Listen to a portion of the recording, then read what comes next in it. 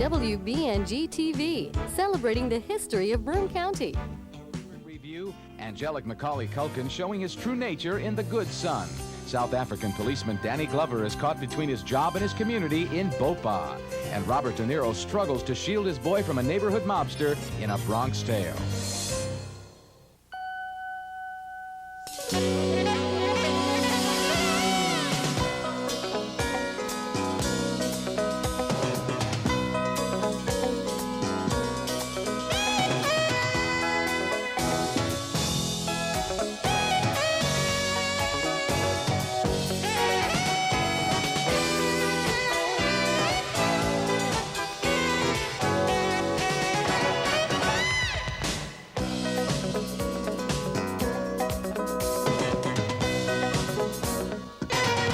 Really beautiful. Oh, thanks. Want some salad, Jack? Yeah, please. Jack, did I tell you they tore down the old lighthouse? Oh, no. The one in the point? Yeah. Oh, I love that old place. Yeah, so did we. Macaulay Culkin plays a bad boy, a very bad boy, in The Good Son, one of 5 new movies we'll be reviewing this week on Siskel and Ebert, along with the first directing jobs by celebrated actors Robert De Niro and Morgan Freeman, and also a study of teenagers growing up way back in the mid-1970s. I'm Gene Siskel of the Chicago Tribune. And I'm Roger Ebert of the Chicago Sun-Times. Our first movie is named The Good Son, and it's a movie that inspires an obvious question, which is, why in the world was this movie made? What possible audience is there for a film starring Macaulay Culkin as a sadistic and hateful little monster and murderer? Maybe somebody somewhere thinks of this as entertainment, but I think of it as an exercise in irresponsibility by everyone connected to the project, especially the young boy's parents and managers, who should have thought twice before exposing him to such a distasteful role. The movie stars Elijah Wood as a little boy whose mother dies and his father has to leave the country on business, so he's sent to live for a couple of weeks with the family of his cousin, played by Macaulay Culkin. And life on their main island is one life-threatening situation after another.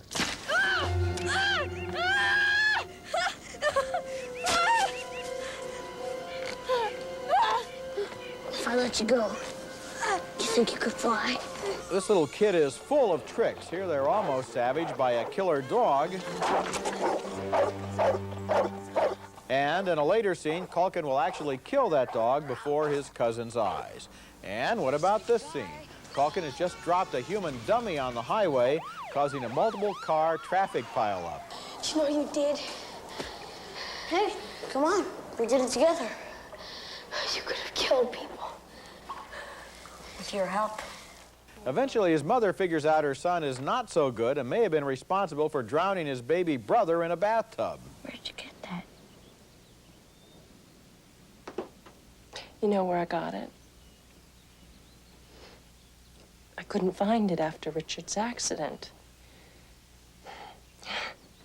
Have you had it all this time? It was mine before it was his. And, of course, if Mama's going to make all kinds of trouble and be a bad sport, he knows how to take care of her, too. The Good Son is a reprehensible film, trading on little children in order to create sick images with no redeeming value except, I guess, to entertain, although I cannot imagine anyone being entertained by this movie. What really disturbed me were the scenes of small children in danger and the scenes in which this young man, Macaulay Culkin, is required to act out the murders of his family members, innocent bystanders, and even a dog. Macaulay Culkin has a lot of young fans, and all I can say is the movie, which is rated R, is completely inappropriate for children. And 2 of the children who should have been kept out of it are Macaulay Culkin and Elijah Wood. You know, they're both pretty good actors. Yes, and they are. It is awful, an awful film for all the reasons that you mentioned. And then it's stupid also on its own level. For example, the dummy is thrown off, Macaulay Culkin throws the dummy off in a highway, the cars crack up. Never again is it mentioned in the investigation about the dummy. Did you notice that? Yeah. That's not pursued. And the 2 kids are in full view of anybody on the highway. In other words, it doesn't have, as stupid and as offensive as the film is, it doesn't even have a logic within its own sordid details. The ending of the film is similarly awful, where the character questions the mother's mental state, when it makes absolutely no sense whatever. Even the last line of the film is a fraud. It's a terrible film from beginning to end, and I hope you're right. I hope that kids are prevented from seeing this picture. You know, parents may not be smart enough. A lot of kids know that Macaulay Culkin is in it, and they loved his other movies. Yes. And I've already gotten letters from parents saying, is this okay for my 9-year-old or my 11-year-old? The answer is no. It's not okay for anyone. Next film, and the next film is called The Program, and it's a behind-the-scenes college football film, kind of lame, I think, as sports films go these days. They're very smart, a lot of sports films. This one shows us pressure these kids are under in college football, getting grades, using steroids, but the treatment here is very soft. The action centers on the quarterback of a big-time school, a Heisman Trophy candidate played by Craig Sheffer, and here he's being harassed by his teammates in a bar before the season begins. We do all the work, and you get all the pub. Too bad we ain't allowed to hit you in practice. Be fun to kick the of a Heisman Trophy candidate. Yeah, maybe you'll get your shot in the pros, huh? The other major figure in the story, a freshman recruit played by Omar Epps, who falls for a pretty upperclassman, Halle Berry, who's been tutoring him in English and math. He wants to study a little bit more with her, romance. I realize how you see me now. I'm good enough to tutor. I'm good enough to go places with, but I'm not good enough to tell your father about it. The other key character is the put-upon coach of the team, played by James Caan. The alumni are pressuring him for victories. That's why he's extra tense at halftime. Now, the rest of you guys, you play that second half the way you did the first. This is what the rest of your season's gonna look like. James Caan doesn't look very good in the program, which really doesn't try very hard to be a good movie. We get a little bit of the quarterback and his drinking problem, a little bit of a cartoonish lineman on steroids, and a little bit of the black love story. It's all amateurish. The program is a waste of time. I'm sorry, Gene. I'm giving this at least a marginal thumbs up. Wow. And I'll tell you why. There were two things that I enjoyed about the movie. One thing was the fact that they really do go into details about some of the things that these people do in order to get on the field every Saturday, especially the lineman on steroids. His story really wasn't cartoonish at all. It was tragic, and especially toward the end of the film and even the last shot of him, it's very thought-provoking. And the other reason I liked it was that I found it interesting that they took the formula of a sports movie, which is to say, will the team win the big game at the end of the movie, and did it in counterpoint with all of these horrendous human problems that are also kind of sub-dramas to that game. I found that an interesting approach. I thought those little sub-dramas were superficial, and it does have the big game ending. I thought the football action, these days, there's so much video out, and people are so aware of what the real stuff looks like. I think you got to be extra smart. I saw another football movie recently, this week as a matter of fact, we'll review it later, in which the action was far more credible than this. I think it falls down at every single level. Okay, when we come back, A Bronx Tale, Robert De Niro's story of growing up in the 1960s. Don't you see how I treat that kid? I treat that kid like he's my son. He ain't your son. He's my son. Tonight's forecast, freezer burn. You need Ziploc brand freezer bags. Only Ziploc has the gripper zipper. Tough, tiny teeth you can feel gripping. Locks freshness in, freezer burn out. I'm freezing my rump roast. Ziploc has the lock on freshness. Ships ahoy!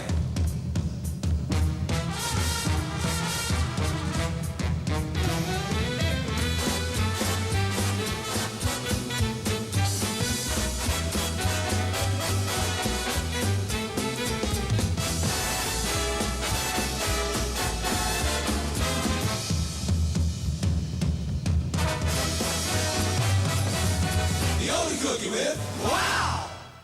Can you afford the great fit and comfort of LensCrafters glasses?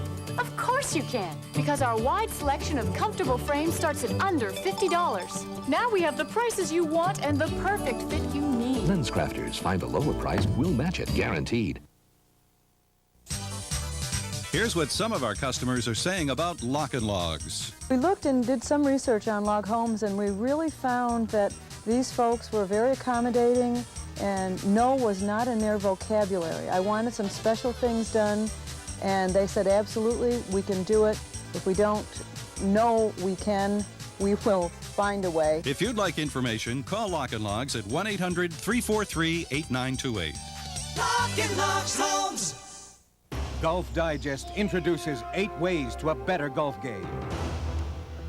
It can help you experience a game that's better all around.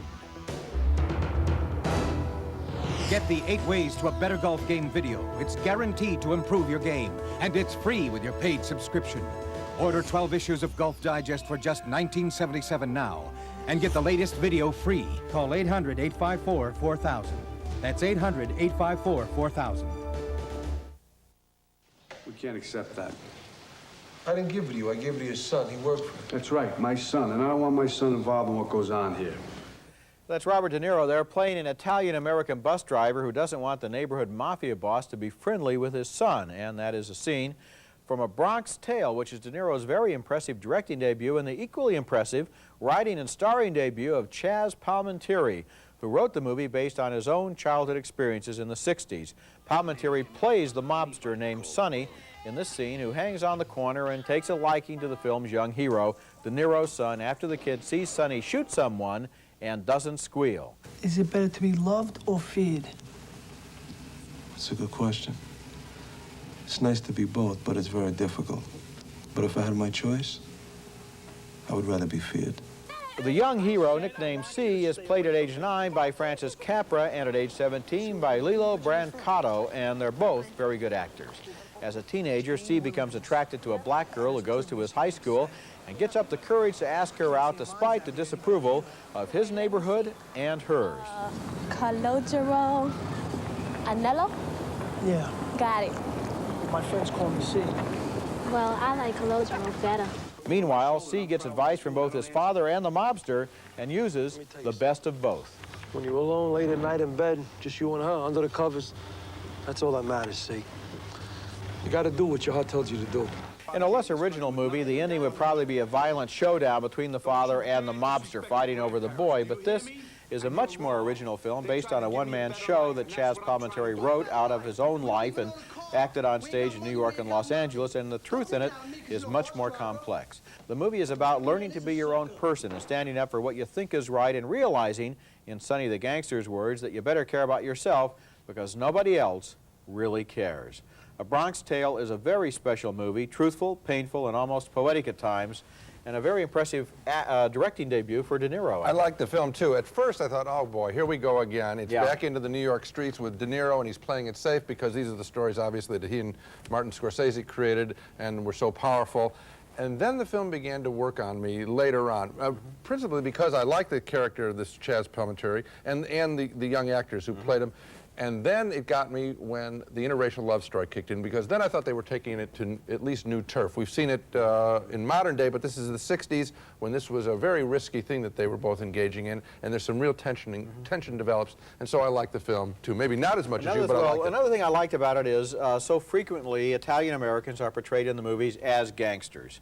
And here what you have is an Italian-American home with a bus driver. De Niro has a wonderful speech. He says the real heroes are the guys who get up every morning and go out there and work and earn a living and support their family. And then there's another interesting speech. He says, let's see if that guy, the mobster, can do that. That would be a real tough thing. But on the other hand, the mobster isn't a bad guy either. And he has a nice speech about the kinds of people who feel they have to carry guns in order to get their way. And it's interesting how both of these people are mentoring this young boy, and he gets the good out of these two totally different approaches. I think that's the original twist here, instead of making them into adversaries.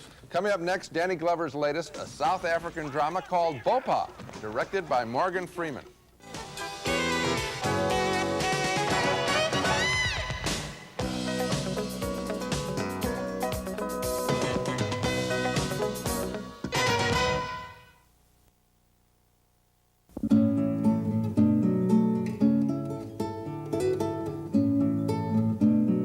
Breast cancer strikes 1 in 9 women who live to age 85, but you can survive with early detection.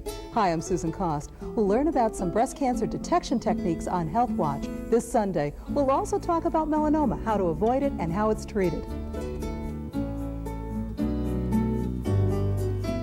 UHS Health Watch, Sunday at 10:30 a.m. on TV 12. In tennis, you don't just play the opponent. You've got to play the ball.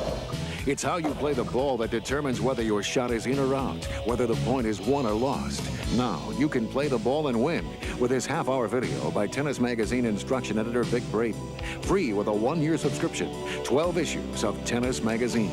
Call 800-228-6609 for a full year of Tennis Magazine plus the free video. Just $13.77. Call 800-228-6609 now. Life is too short to make each other miserable. On the next Ricky Lake, she wants her ex-husband happy but out of her hair. Why exactly do you want to set him up on a date? He's around a lot, and I feel like I have 2 husbands. I mean, do you think that your ex-wife has an authority on finding a date for you? She'd probably know better than some of the people I know. He should have listened to me about his last wife and he didn't. Being set up by your ex on the next Ricky Lake. Monday at 10 a.m. on TV 12. Return to your classes immediately, or we will be forced to take action. No more Africans! No more Africans! No more Africans! That's Danny Glover as a South African policeman on the horns of a dilemma in Bopha, which is a Zulu word meaning arrest and detain. And Glover will have to deal with the problem of arresting his own son, who is protesting the racist treatment of blacks in South Africa of a decade ago. First, we meet Glover as an instructor of new African recruits in the police force. He's proud, he tells them, to be a policeman. And as a member of the SAP, you will have the intelligence of 100 men. But there's tension at home. Glover's wife, Alfre Woodard, objects to his preoccupation with his job. Just calm down. I don't want to calm down, Mika. This isn't supposed to happen to me. It's my job. I don't care about your job. I care about my life. I care about my family. And then there's his son, played by Maynard Eziashi, who objects to the way Dad dominates the family. All my life, you decide. You push me. I have my own plans. The centerpiece of the film, which we can easily anticipate and takes a long time getting around to, is when Glover's son falls in with protesters and runs afoul of Glover's boss, played as a super meanie by Malcolm McDowell. What does the law allow us to do with terrorists? Detention, sir. What kind of detention?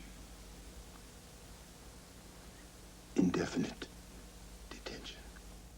Bopha has its heart in the right place, but most movies about South Africa do. The problem is it doesn't take us anywhere fresh. It's not a bad film, as directed by Morgan Freeman. It's just decent, and that's all I found in it. Boy, I liked it a whole lot more than that, Gene, and I think it does take us to some place that's brand new, and that is Black South Africa, because most of the films about South Africa have seen the problems down there through white eyes. Donald Sutherland's yard man disappears, or Kevin Kline's friend Stephen Biko is killed and Kline has to escape from the country, things like this.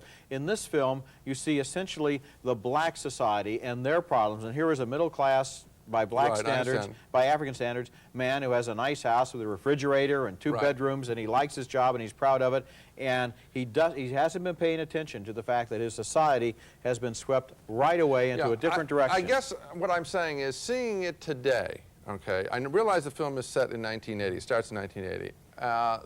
If I had seen this film maybe in 1980, I would have thought that this was on the cutting edge. Now I think the issues are so obvious that I think that to see this drama in 1993 and have it come out now makes it like a story. I'm racing ahead, so that really the stories of South Africa that I'm interested in are the ones about how do we deal with now when we know what's wrong. That's the more exciting thing. We can certainly use a film like that, but it doesn't make this a bad film. And I think, oddly enough, that a great many people don't understand at all what's going on in South Africa. They know that the blacks and the whites are mad at each other, and they don't really know why, and they don't understand what society is like down there or any of these issues.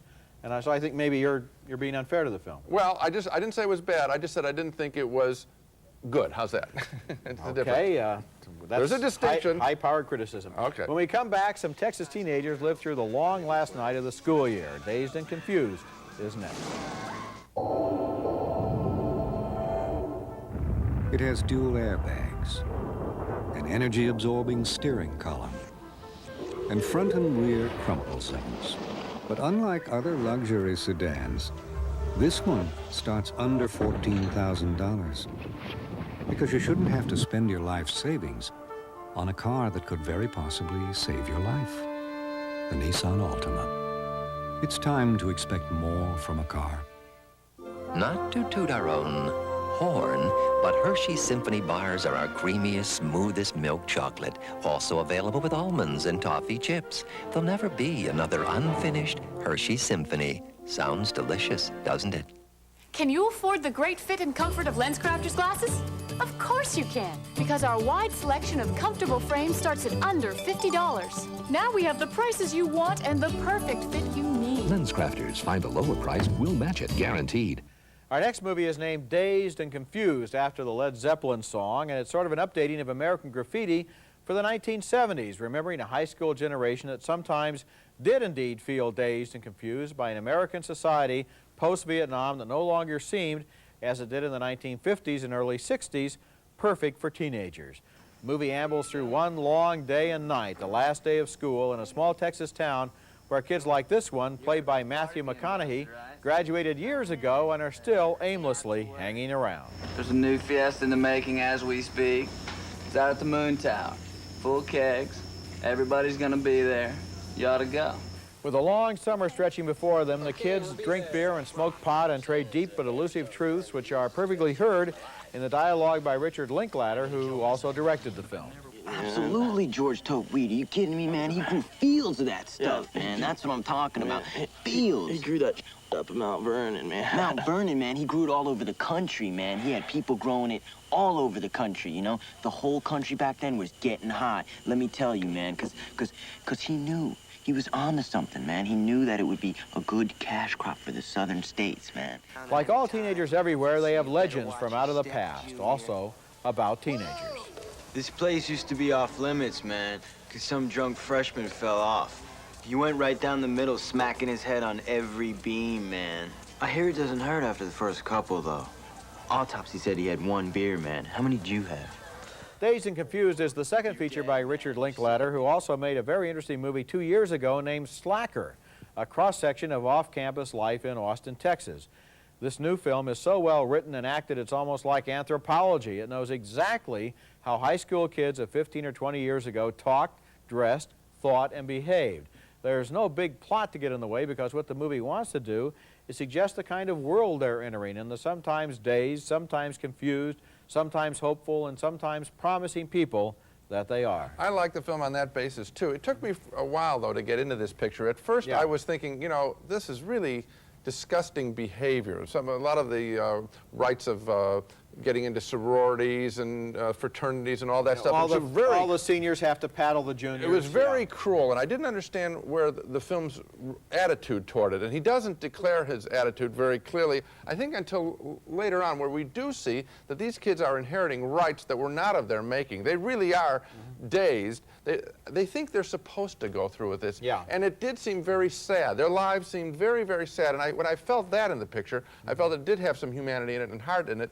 And then I got into the picture and enjoyed it. Now, you know, of course, that high school fraternities do things like this. Yes, I know they do. And it's awful. And they're doing it, they're acting out some very old, unappealing attitudes in life in this country. And they don't really have any myths of their own. I mean, if you go back to American Graffiti, those kids had their cars, they had rock and roll, which was terrific. They had the blonde at the end of the block. They had the drive-in. Well, it was upbeat. They had the future. They were and then, of course, after American Graffiti came Vietnam, and then after Vietnam came Dazed and Confused. And I think that's how you get the balance here. It's a good film. Coming up next, our video pick of the week, a better Macaulay Culkin film than The Good Son. It would be harder to find one worse. It has dual airbags, an energy-absorbing steering column, and front and rear crumple zones. But unlike other luxury sedans, this one starts under $14,000 because you shouldn't have to spend your life savings on a car that could very possibly save your life. The Nissan Altima. It's time to expect more from a car. Tonight's forecast, freezer burn. You need Ziploc brand freezer bags. Only Ziploc has the Gripper Zipper. Tough, tiny teeth you can feel gripping. Locks freshness in, freezer burn out. I'm freezing my rump roast. Ziploc has the lock on freshness. When I bite into a York peppermint patty, I get the sensation of zigging and zagging my Porsche through the Alps in winter, downshifting, yes, upshifting. York peppermint patty, get the sensation. Hey guys, have you seen a little puppy around here? This mom was just told a little girl was lured away by a stranger. I'm shocked. 36 seconds and these kids were gone. It was a terrifying experiment, and it didn't just catch little kids. If I was bad news, you would be history. Our hidden camera shows just how quickly your child can be snatched away. You need to see this to know how to protect your children on the next Oprah. Monday at 4 p.m. on WBNG TV 12. The next coach. You don't think predicting that we'd lose 40-43 wouldn't be negative? I thought we'd lose 40-40 nothing. I just threw in the 3 to be positive. All bets are off. It's gambling. It was gambling for meat. When Luther's winnings Hayden fired me. make him a loser. Why would I fire him when it's just so much easier to run him over with a car? The stakes are high. Let me break his nose or cut out his liver, because this is going to kill him. On the next coach. Monday at 7:30 p.m. on TV 12. Century Plaza, offering the finest in luxury service in Southern California style, adjacent to Beverly Hills on LA's fashionable west side, the Century Plaza Hotel and Tower.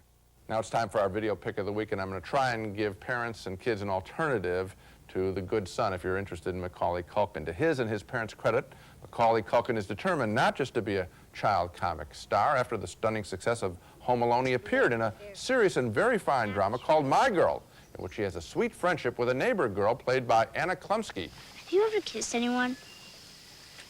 Like they do on TV? Mm-hmm. No. Well, maybe we should. Just to see what's the big deal. A surprising thing happens to Macaulay Culkin in this movie, and I was genuinely pleased to see him take on this script. It suggested that the Home Alone pictures were just a beginning for him. The Good Son, however, is what he's come out recently. It's rated R. There's no reason to see it, but if your kids are clamoring for a Culkin movie, then rent My Girl instead. It's our video pick of the week. Now let's recap the movies we reviewed on this program.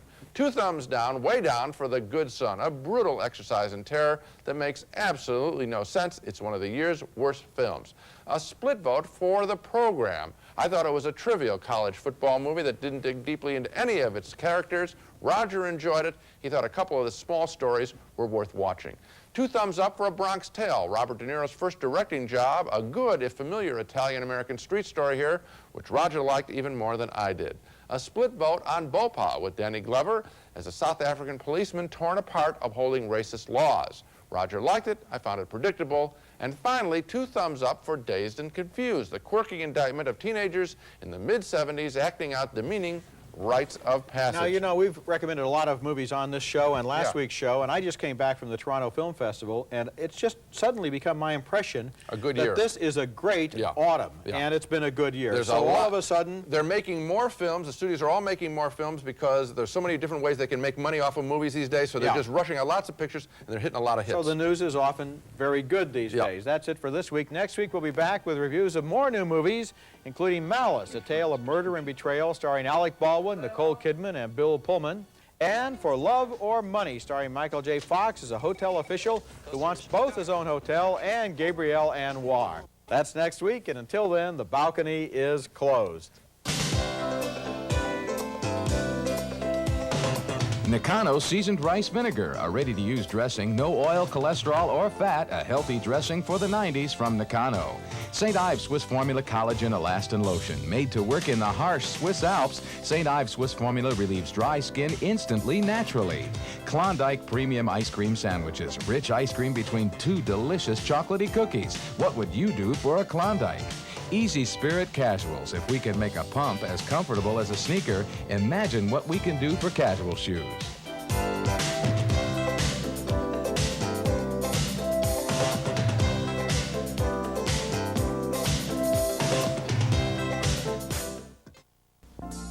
The news is constantly changing, and we want you to know the latest facts.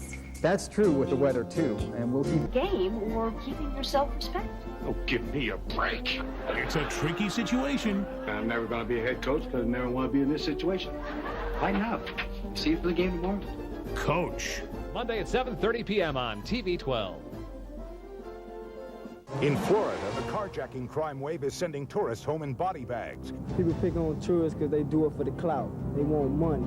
From Florida and New York, a special investigative report pits victims against the jackers who still haunt their lives. You're a piece of human crap. The idea that slime like that is walking the face of the earth, and my son was brutally murdered for no reason at all. You got a rotten hell. Turn to Geraldo. Monday afternoon at 5 on TV 12. Mark Leland on Action News at 6 and 11. Share the experience.